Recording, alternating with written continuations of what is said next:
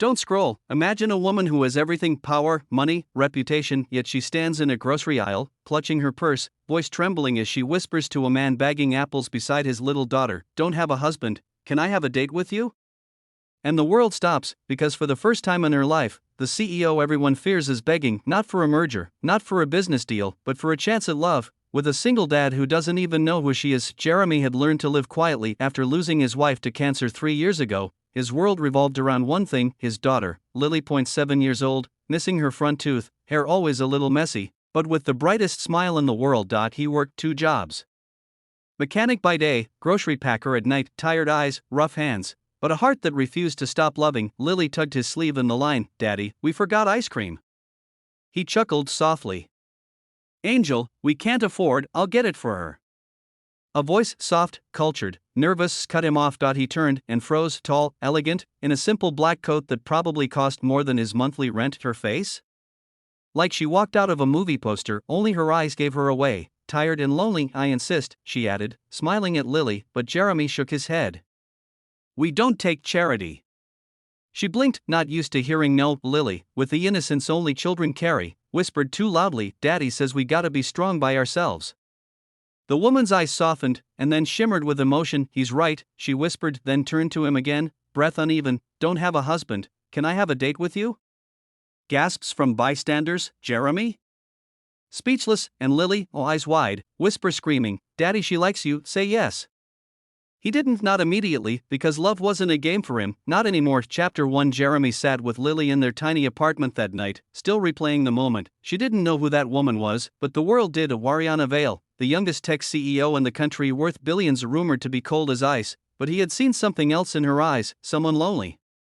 Someone tired of pretending. Next evening she returned to the same store. No makeup this time. No security. Just a nervous smile and a bag of marshmallows in her hand. "I didn't scare you, did I?" she asked quietly. Jeremy sighed. "Why me? You could have anyone." Her laugh cracked mid-sound. "Everyone wants what I have. No one sees me. And what do you think I see? A man who looks at the world with love, not hunger." For the first time since his wife died, his heart stirred, not for romance, but for understanding. Their first date wasn't a fancy dinner. He took her to Lily's favorite place, a little food truck parked by the river, plastic chairs, fairy lights, kids running around. Ariana loved it. She watched Jeremy tie Lily's shoe, wipe her face, braid her hair clumsily. She saw warmth she never knew she needed. And Jeremy? He saw a woman who took off her heels and ate fries like she'd been starving for freedom. But happiness doesn't stay quiet for long. A paparazzi photo headlines by morning. Billionaire Ariana Vale seen with mystery single father. Who is he? And suddenly, Jeremy's simple world began to shake. Chapter 2. His mechanic shop got crowded. People whispered, some laughed, some envied, some insulted him behind his back. Gold digger, lucky charity case. Ariana offered security, offered a private school for Lily, offered to move him into her penthouse. He refused everything. "I don't need your world. I just need honesty." For the first time in her life, someone didn't want her money, just her heart, and that scared her more than boardrooms ever did. But the real test came one rainy night. Jeremy got a call. His job wanted to fire him, not because of Ariana, but because customers complained he was acting rich now. He broke for a moment, grief and fear mixed with pride and exhaustion. "I can't lose another life I built. I can't risk Lily's peace." Ariana touched his hand, voice trembling. "I don't want to take your life away. I want to be part of it."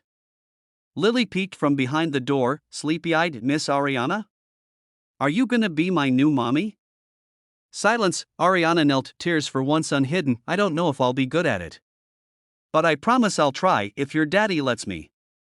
Jeremy finally exhaled the breath he'd been holding for 3 years, not because he needed saving, but because he found someone who wanted to walk beside him, not ahead or behind. He took Ariana's hand, voice breaking, heart healing. "Let's take it slow. Not because I don't want you, but because you deserve a love that lasts, not one rushed by loneliness." Ariana smiled through tears. "And one day?" "One day," he whispered, looking at Lily who was hugging her already, "we won't say we fell in love. We'll say we grew into it." And for the first time since losing everything, Jeremy felt hope grow again, gentle, patient, real, because love doesn't always arrive loud. Sometimes, it stands in a grocery line trembling, and asks, with all its heart, "Don't have a husband, can I have a date with you?" And when life gives you that kind of courage, you don't run, you heal, together.